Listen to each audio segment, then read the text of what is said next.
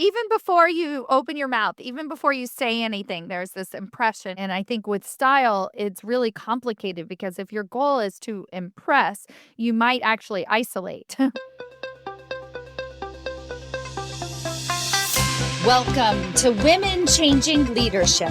I am your host, Stacy Mayer, and I teach you how to get promoted, get paid, and bring your whole self to the leadership table.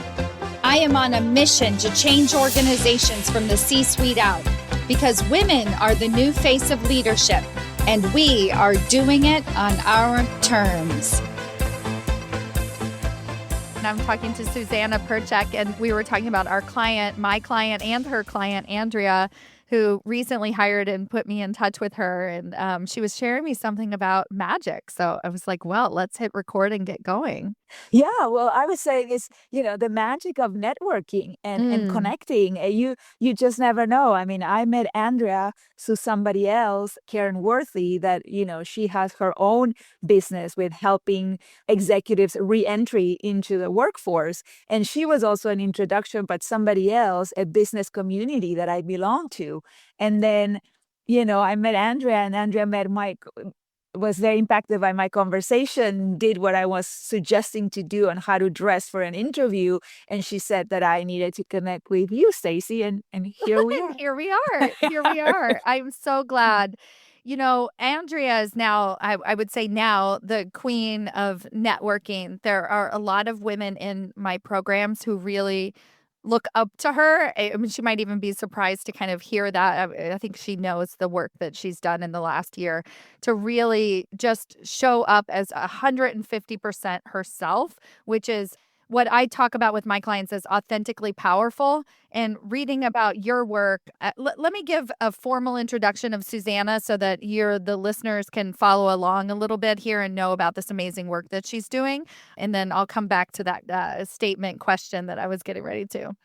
Susana Perczek is a corporate stylist with over a decade of experience helping C-suite executives and women leaders harness their professional style as a strategic asset to amplify their presence, influence, and impact. That's what I wanted to share with you all so that you could know where she's coming from as a personal stylist, that it affects everything. And so everything and how you show up as a leader. And it also sounds like, which I'm really excited to get into today, that it helps you show up more powerfully as a leader. So tell us a little bit more about your style, Susana, and how those two things go together.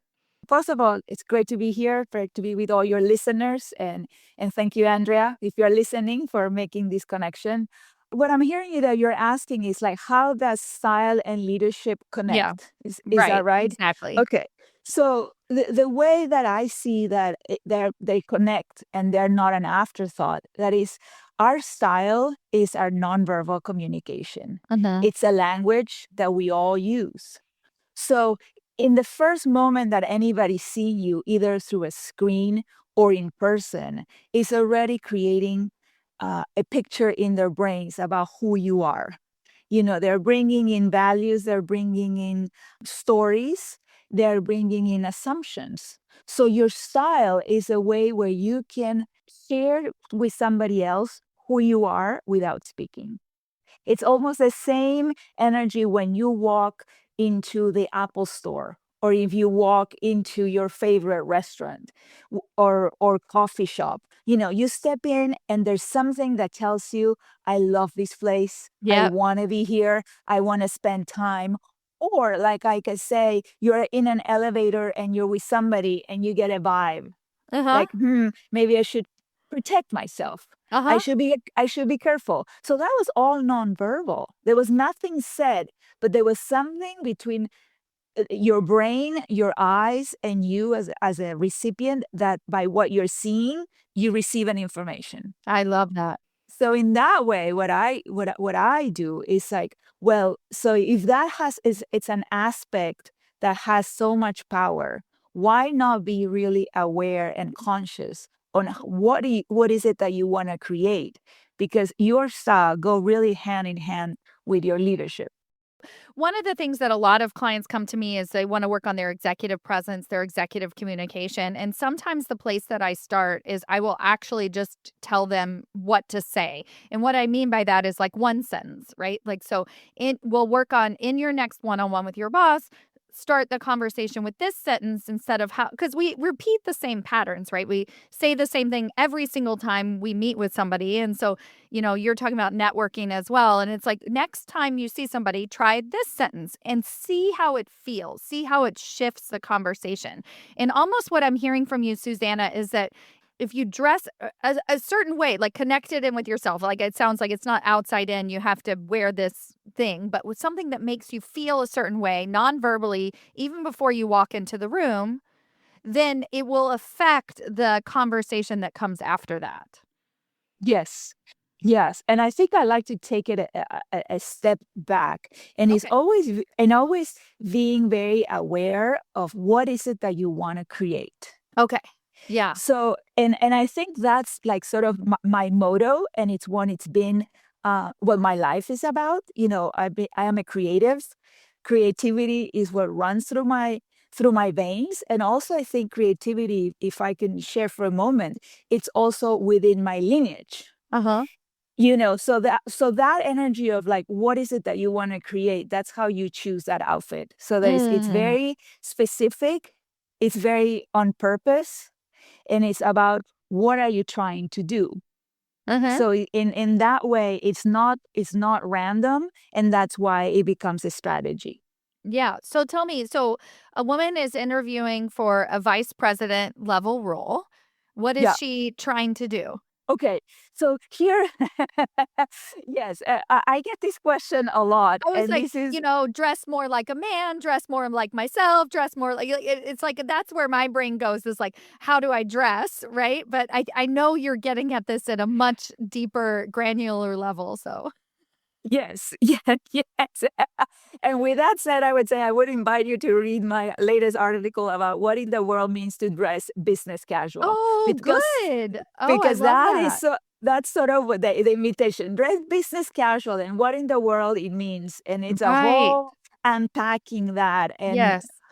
I invite your readers to go to my Substack Stylist Strategy, and they can really begin to understand how to unpack this. Because almost like the question that you ask me is like, I have a house, decorate a house. Well, there's so many elements in how I can decorate a house and things that I want to pay attention to. So in this case, for this woman executive that is interviewing for this VP role, these are some of the things that I would say, let's start putting almost like we're going to create a puzzle, and the puzzle has pieces. In the beginning, each piece, you don't see the full picture, but once you put it all together, it's like, oh, that's the direction. So there's within that, to answer briefly this question, how do you create that outfit? It's like you need to separate the yin and the yang, which means like you and then where you're interviewing. So when I'm thinking of when I'm interviewing, I would ask your client saying, okay, what kind of company is it? First of all, actually, what kind of industry is she interviewing for this VP?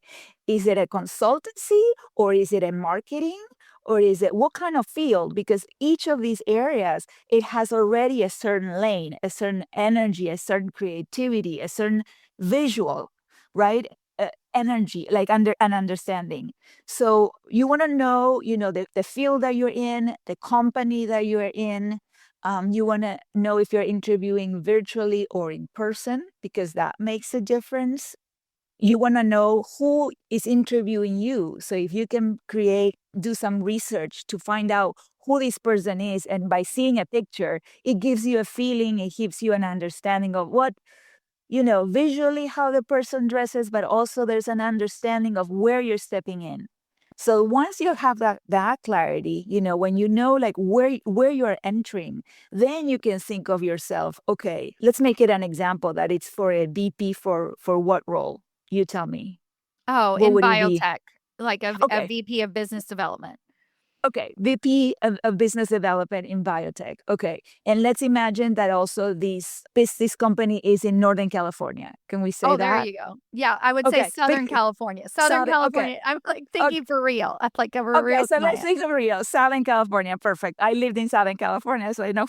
I lived in many places. So yeah, Southern Cal. Yeah. So location. Okay. I'm also thinking of weather. If she's Mhm. let's say this time of the year. Okay. So with that, it's like okay, she's obviously going for a high role. So Uh-huh. I would say her presence is very important because she's going to be she's in a leadership position. What does it mean to be in a leadership position in terms of clothing? One of the things that I always suggest to my clients, always wear a third piece, meaning a jacket or a vest. That is already elevates you, it gives you protection, it gives you stature, and visually also creates lines that when your eye sees that, really there's no distraction and all the Right. attention is really in your face and really in your eyes. Because I always say, what you're wearing, it's an asset to you. But you don't want that to be a distraction. You want this Okay. to be sort of like the cover of a book that you're like, okay, I like this book. Let me read it. I want to see Mhm. what's in it. So that's sort of Uh-huh. that interview, right? Like, Oh, okay, nice. Even before you open your mouth, even before you say anything, there's this impression like you said, y- right? yes, Yeah. exactly. So then I would say, okay, what colors are you wearing? Mhm. Within that you're stepping in. This is biotech. So I'm thinking this is it's science, but at the same time, it's about innovation. There is creativity. It is about possibilities. So perhaps I wouldn't suggest that you wear a black jacket and a white shirt. That is too conservative. Yeah. I was gonna say it would be more the clinical side of science, right? Like, Yeah, yeah, yeah, yeah. yes. Automatically projecting, like, just like where our brains go, and I think there's this idea as you're talking too about the setting ourselves up for success, so that then when the words do come out of our mouths, we're already winning. Exactly. So if you, let's say, find the company logo has certain Mhm. colors, well, can Ah, give you an idea. So like, let's say they use green. Well, why don't you put green, but wear the green that works for your color palette? right, right. That's when the you start really creating. It's not any green. It's a green that works for you, but within the green, you're connecting to the company, but also you're connecting to the bigger meaning of green, which represents growth, which represents, money, who represents opportunities. So all in that, you're saying all of that. Here I am to grow the company, to Yeah. grow the Oh my god, possibilities, that's amazing. to grow Yes. myself. And it happens to be the logo of the company, which probably who is interviewing you is very committed to their role. So Mhm. see how you start, and so then you start creating alignment that happens without you even that it's nonverbal, but it's Right. there. Yes. So you talked a little bit, Susanna. I want to take a step back about your own career path and how you have always been a creative artist, I'll say, or whatever. What are some of the secrets to your own personal success? How did you get here? Did you always think this way? I'd love to hear more about you. Oh, well, wonderful. I think it's a wonderful question. And I will start this journey talking about my great grandmother. And my great grandmother, her name is Anna. And what she embodied, I've embodied. And is this creativity, but within this creativity, there is resilience. And Mm. what happened to her is that at a young, in her 20s, she had to pick up herself being pregnant with a bag and escape Kishinev because she was persecuted and she had to leave her whole life and join her husband in another continent just because she was being persecuted for being Jewish. And the energy and you imagine that took for her to get on a boat for 3 months under those conditions, being pregnant, and landing into a really tiny town in the Pampas of Argentina and start a whole new life, new language with nothing. That takes perseverance, resilience, and creativity. And she reinvented herself, and from nothing, they were able to create a new life and wealth and even support so many people. that she was bringing in from Eastern Europe all the way until like 19, all the way up until like the Second World War II. So with that said, my story is also of creativity and resilience. I grew up in Buenos Aires, Argentina. And then at a young age, my father decided he wanted to take a job in Peru. So I moved to Peru, but I was moved to Peru like another piece of luggage. Nobody asked me if I wanted to Yeah. go. Nobody invited me to see the country, and there was no Google. And at those times that you can say, oh, this is what Lima looks like. This is where you're going to get into it. And I was able to be resilient and coming to two very, very different countries in that period of time. And then that creativity invited me to come to the United States and to pursue my studies in design. Since a very, very young age, I was somebody that loved the world of the arts, but also loved the world of fashion. It was like my biggest thing, not only playing with clothes, but also I think having lived in different countries, also the clothing really supported me in becoming somebody else and knowing how to adapt and knowing how to have different personas based on what I was wearing. So then that made me come to the United States, to Southern California, to pursue my studies in fine arts, graphic design, and advertising. And that's what I enter into that world of branding, of storytelling, and nonverbal communication, where I was really working in building brands. And again, I had humble beginnings, starting in the studio. Thinking, okay, I'm a Latina. My language, all the things that you talk about, that I was like not feeling that I was bold enough, but at the same time I was bold enough because I found a job at a very good agency and I got my foot in. And then while I was there, I started to see that I was interested in more of the management within the company and things that I could like put my fingers into and step more into leadership roles.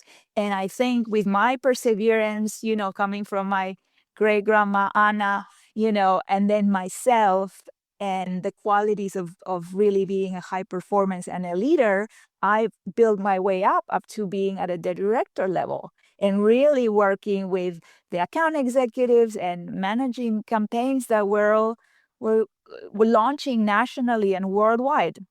And then from there, the capacity of again, the creativity of envisioning what else do I want to be doing.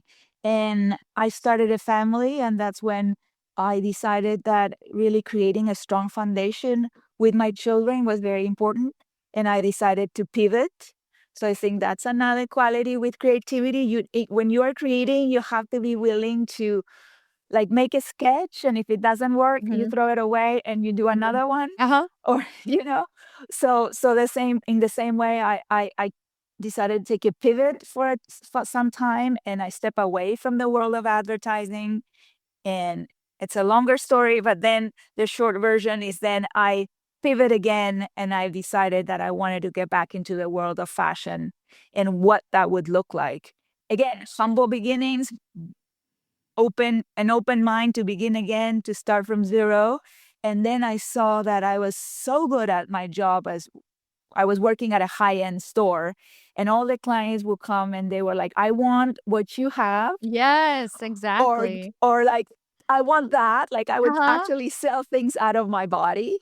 Or they would tell me, I want to take you with me. Can you come with me and help me? And I started to see that I had an opportunity for a business. And that's where 10 years ago, I started my styling business. So good. I can see how having you in their back pocket is super, super helpful. I was thinking about this interview that I heard with Ariana Huffington, and she was talking about how she has a couple of pieces that she wears, but she doesn't.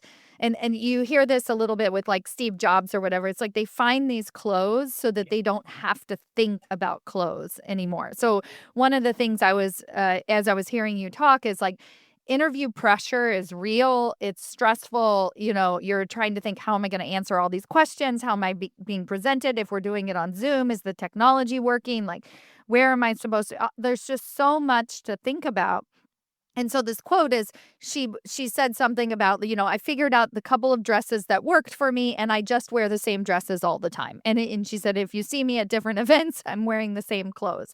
I wonder if there's some of that balance, right, where you can understand what works for you and you can get basically a couple of pieces that work very well repeatedly in all different situations. And then how would you recommend, so one, is that a recommendation? And then two, then how do you bring yourself back into the present? So then that doesn't become just sort of like this boring thing that you do before you go to an interview. I just love to hear more about how you think about the repetition of the styling, I guess is what I mean. How do we sustain this? How do we keep going?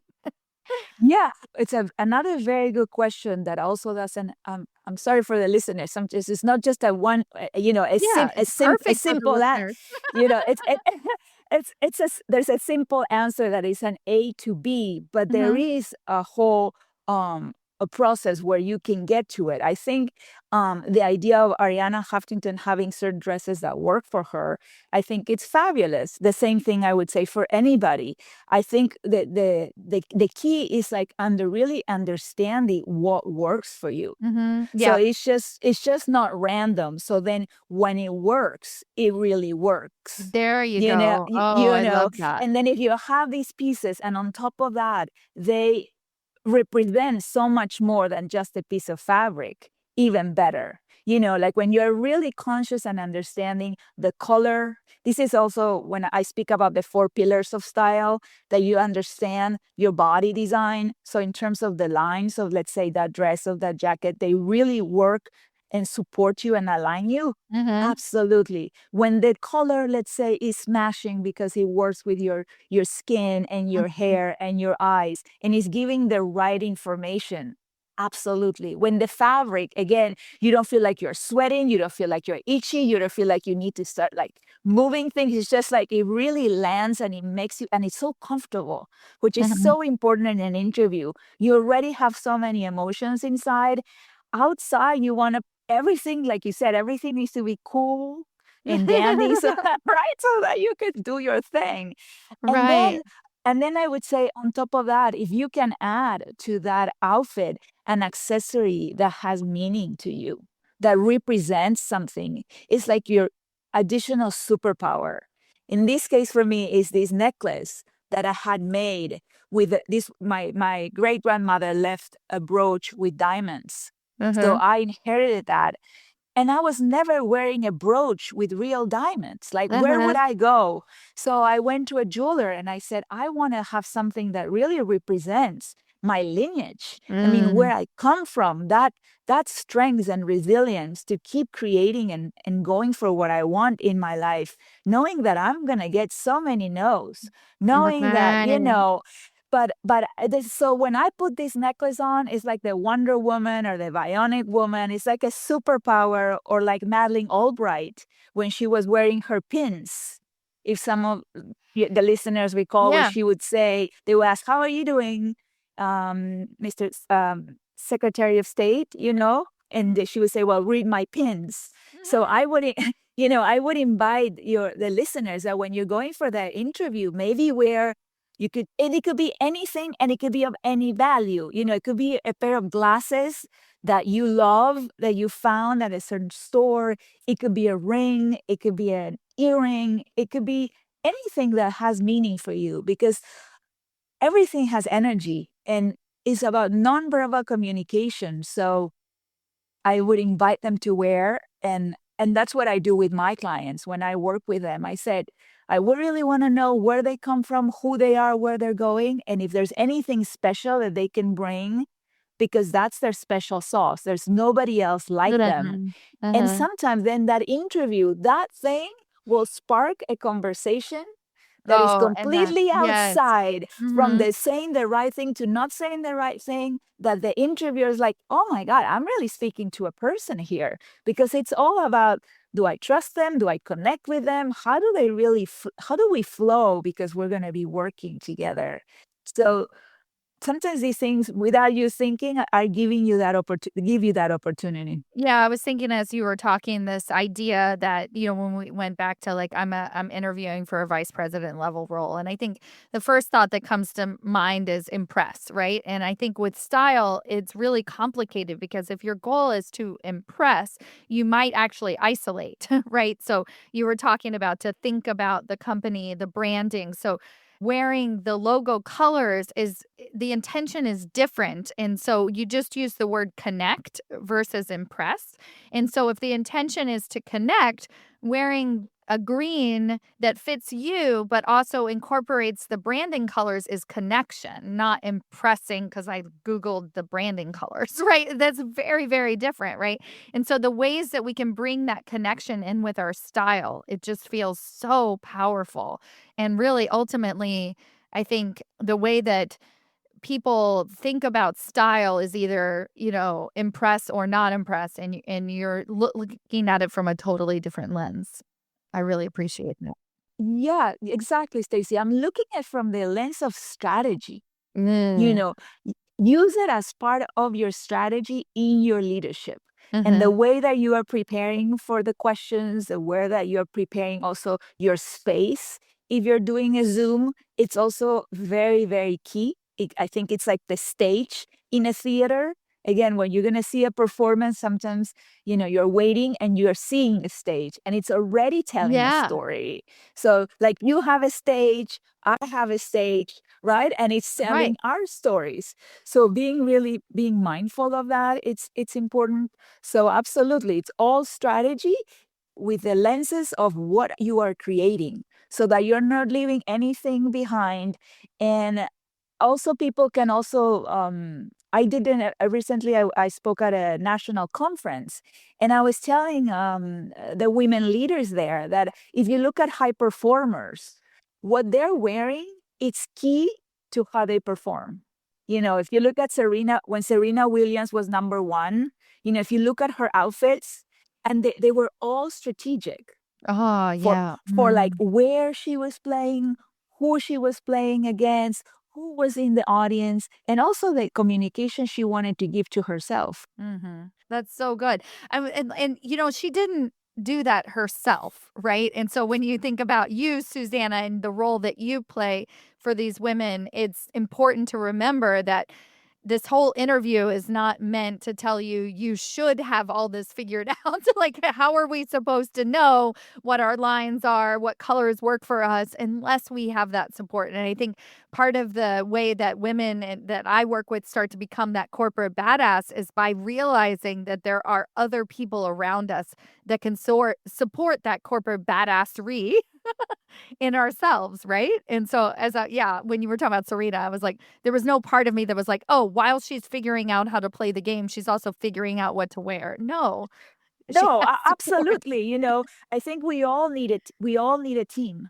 We Yes. all need a team. And just like myself, I'm being an entrepreneur. I have my accountant that I adore. Yes. That I was like it's like, hey, get me my P&L, get me my Yeah. taxes ready. I don't have time, and I don't want to.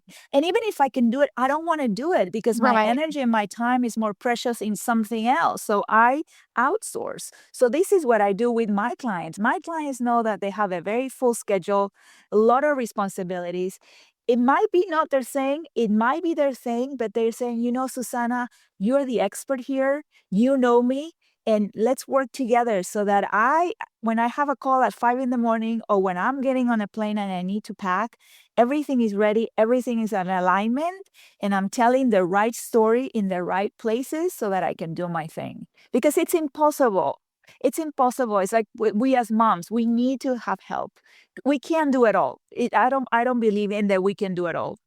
So, I was also wondering, you mentioned a little bit about Zoom and your background, but in terms of your style, any differences in how you show up on Zoom versus in person? Like, let's just say specifically for an interview. Okay, and this is a great question, and this is what I said to your friend, to Andrea, and this is what she was doing while I was speaking. and I and the first thing that I said is like, when you're having that Zoom interview, imagine yourself that you are in front of that person. Oh, So okay. you're gonna dress head to toe.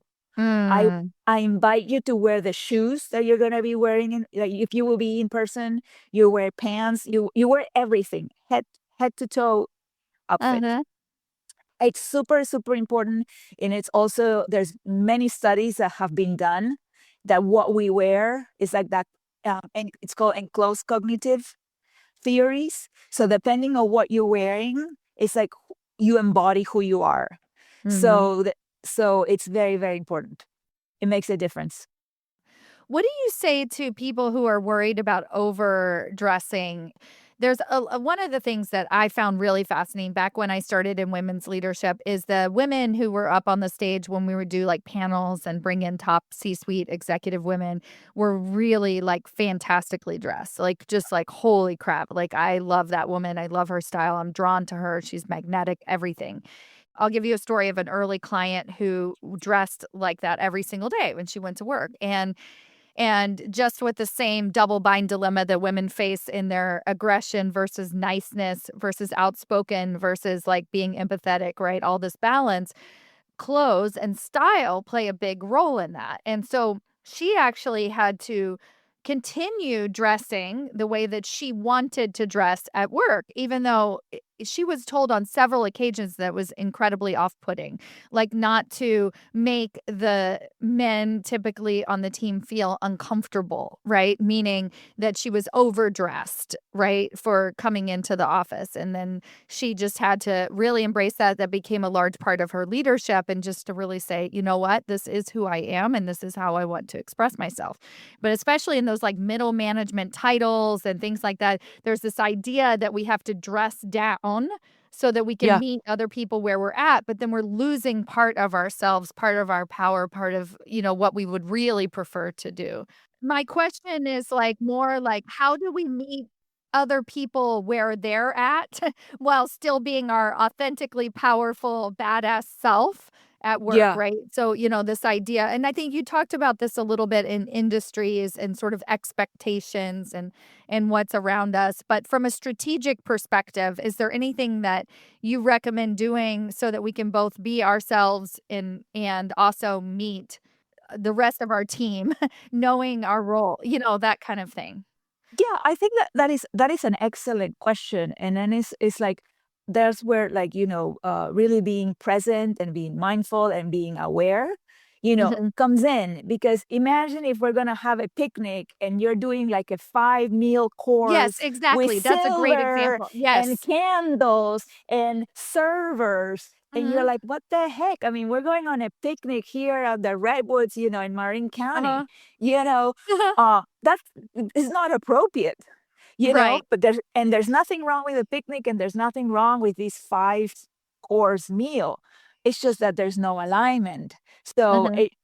but they both have a place. So I Mhm. think it's with style, what is so fabulous is like I also tell my clients, you have full control. Especially in the business world, there's so many things in the life that we're in the world that we're living in right now. That's so many unknowns and things change like between the morning and the evening, things shift, right? And you're being called, okay, now you need to go to a board meeting. Now you need to go present. Now you need to get on a plane. And boom, it's like so many things. But with clothes, you are, at least in the Western world, we are in charge. So if you understand where you're gonna be with and where you're gonna be at, then you can sort of have a pendulum of things that you're wearing that are representative of you, but also that belong in the place that you're going to be in. Okay. So perhaps, let's say we go with the idea that it's really about a picnic. It's an event that is going to be a picnic and a networking outside in the redwoods. You still want to be you. For example, you can wear some cool sneakers, Uh-huh. and you can wear like maybe a pair of denim that it really is not the basic denim. It has something of an edge, but you're not coming with a cape and oh, you know what I mean? Right. Like No, I hear like you. something that is so extravagant that people are Mhm. gonna be like, she's off. There's something Yeah. weird. I mean, like Yeah, there's a and then the place other and thing would be time. like, "Oh, I'm gonna dumb it down and wear my, hiking pants that I wear all the time and that are kinda dirty," right? And so then you don't feel empowered. You're just like, "Oh, I'm gonna show up because we're in the redwoods and this is what I'm supposed to do," but yet you're still their leader or, it's Right, exactly. You're not yeah, I gonna wear love like that. your crappy, rain boots that are, Yeah. that you because it's been raining for the last 2 weeks and are full of mud. And it's like, well, because it's Well, gonna be because we're in the muddy. redwoods, we should Looks just and all it's be muddy. And Yeah. it's muddy. No, no, but if you're a VP and you're a leader, then you're mindful, like, Uh-huh. okay, and if you need to wear rain boots, well, then choose some rain boots that are also in alignment Mhm. with your positioning. So, because everything is giving communication Yep. at the end of the day. So Yep. Yeah, I really love that.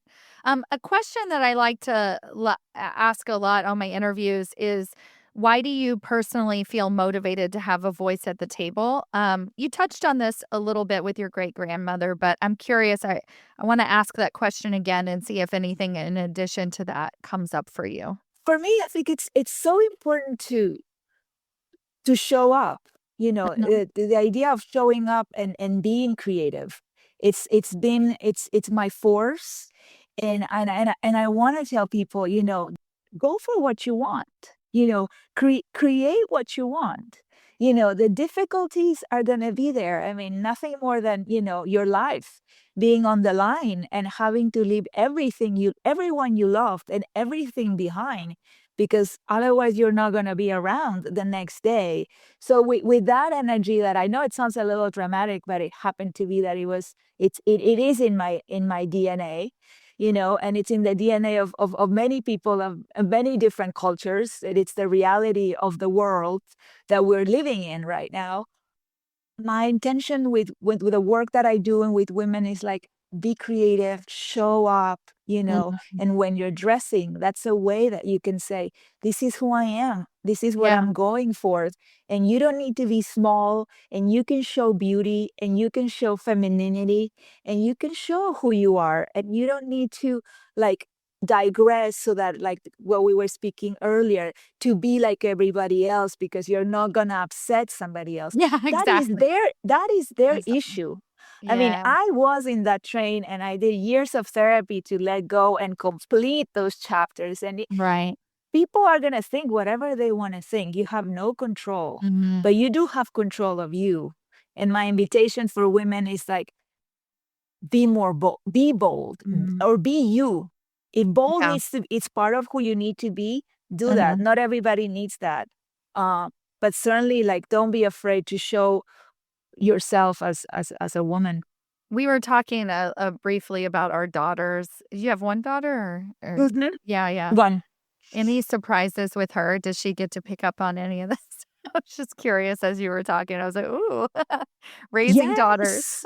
Yes, raising daughters, and I also have a son, and they both have they since they were babies, they have lived with my energy Yeah, of beauty exactly. and style and presence, and what you're wearing. It's important to whatever you are creating. Yeah, so my daughter actually, right now, it's a young woman. She's just turning 25, and she is an executive at Amazon in New York. Oh my god. That is so Yeah, cool. and we're always talking, and she knows how to dress. And she's like, Mom, Wow. I'm gonna kill it today. I need to wear that. I don't need to wear that. And it has Mm. made a difference that in less than 2 years, she already got a promotion. Oh my god. I am Not so glad I she asked this question. She's done it all, but I tell the young, and I Yeah. work sometimes with Yeah. my clients. They ask me, "Can you work with my daughter?" Right. And I do, because it makes a difference. But also, as you embrace your style, and if you have younger children, they are all watching. They're Mhm. all Yep. seeing you, and it does. Once again, it will make a difference. Oh my gosh, that's amazing. How do people find you? How do we work with you? Tell me more. What's your digits? Thank you, Stacy. Well, first, they can go to my website, which is susanaperczekstyling.com. In the website, they're going to find all the information, all the frequently asked questions that I think they will feel and see like, oh yeah, I want to work with Susana or not, which is fine. Also, I do a lot of postings on LinkedIn, so I would love to connect with your community and engage in this conversation, because I think we all have something to say and we all add something to the reality. And I also, as I say, I write a monthly article on Substack, and it's the intersection of style, branding, and leadership, and it's called Stylist Strategy. Wow, amazing. I'm going to check all of that out. Thank you, Susana. I'm so grateful for the work that you're doing and helping, really empower women from the outside in, inside out, outside in. And so like I just like see it as this like circle, and it just like really, really special, and for connecting with me today and the willingness to just jump right in and to share your wisdom with my audience. I'm so, so grateful. Thank you. Well, thank you as well for inviting me. It's a pleasure. It's a pleasure to connect with all your audience. And this is the beginning of something that we can also continue co-creating together. Perfect. Amazing.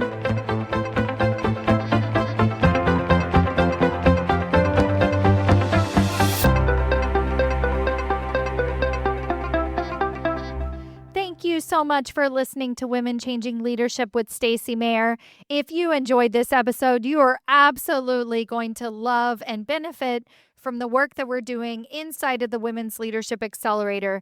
This month-to-month membership program is unlike anything else in the market. We are single-handedly flipping the unemployment rates on their head. It is the only place on the internet where you can actually get yourself not only a job offer, but one that has a higher salary, a higher title, and more recognition and influence than you ever could have imagined in your career. Inside the Women's Leadership Accelerator, we are getting women promoted. We are getting them multiple higher level job offers. And I want that to happen for you. Join us in this one-of-a-kind program. You're going to get coaching directly from me, my executive mentors who are also hiring managers who are doing the work, who have worked with me personally for the past 3 to 5 years. We are here inside of this accelerator program to work with you personally to begin to elevate your leadership to that next level. This is exactly what you have been looking for, and I am here to deliver it to you. Best thing, it's month to month. So you can come in, join us, get access to all of my training materials, my weekly live interactive calls, and you can begin to bring your friends into this community. It is the most corporate badass community on the market. I can't wait to see you in there. Go to authenticallypowerfulwomen.com. We are changing the face of the leadership table, one promotion at a time. I can't wait to see you there.